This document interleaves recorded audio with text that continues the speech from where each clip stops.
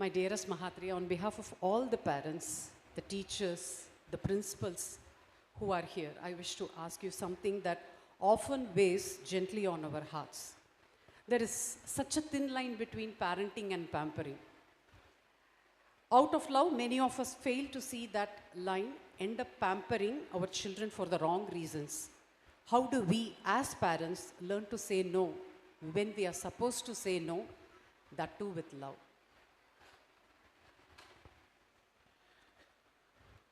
I really think the reason most of the time parents hesitate to say no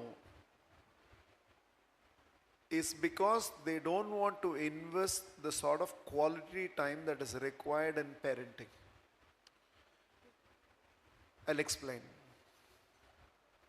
If I have to engage in a conversation, because as simple as a child coming and asking for, I want a chocolate. And you're saying we need to find a way to communicate this no to the child. I have to speak in 10 sentences for the child to be convinced that I don't need the chocolate. Now parents don't have the time for 10 sentences. So a yes is easy. Give the chocolate and get away from the situation. So what is missing in the world is participative parenting. Intentions are there. Noble intentions are there. The best of the intentions are there. But you cannot create any relationship, leave alone parenting. You cannot create any relationship without investment of time and communication. If two of you are considered friends, it's because there is so much of not just because you wrote and she mentored your writing. It has gone beyond that script. And it's in investment of time and communication this relationship has been built. A lot of people say you will not say. You should know this also. A lot of people say you will not say no to Megha. I cannot say no to Megha because for years together she has invested in this relationship, writing to me, writing to me, writing to me, writing to me, writing to me, writing to me without expecting a reply. I owe it back to her. So if she asks, I will say yes. I cannot say no to her. But there's so much of investment that has gone into the relationship. Vice versa also. She can't say no to me. So much of investment has gone into the whole thing.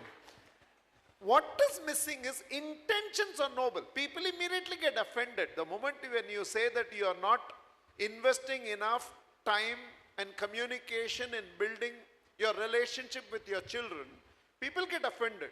You think we don't wish the best for our children. No, I'm not questioning the intention. Intentions are not enough. You think the dance performance or the music performance or the singing performance, any one of this could have happened without how much of rehearsal should have gone in there? Investment of time and coordination has to happen, investment of communication has to happen. If you have to create a team to run the school, investment of time and communication. Otherwise it cannot happen. What is missing is because I have to check Instagram reels, because I have to reply to WhatsApp groups, because I have to forward something else, because I have to watch television episodes and other things, the easiest thing is, instead of speaking 10 sentences to empower the child to understand why it is a no, to say yes and finish it off. But if you keep saying yes, leave alone pampering. Children who are brought up in a parenting environment where even if one of the parent, let's say we need one villain right now, let's make dad the villain right now.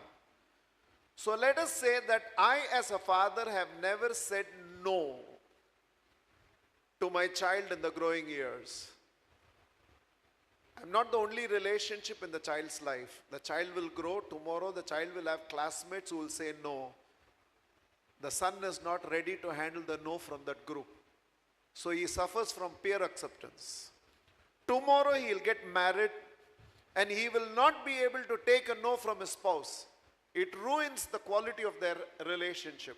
Tomorrow he will join an organization and he will not be able to take a no from the team. He will fail as a leader.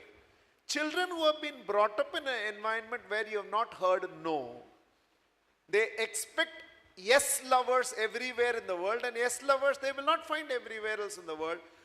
None of the children who have been brought up in a parenting environment where they only heard yes again and again have ever succeeded in building deep quality relationships in life. It's not possible.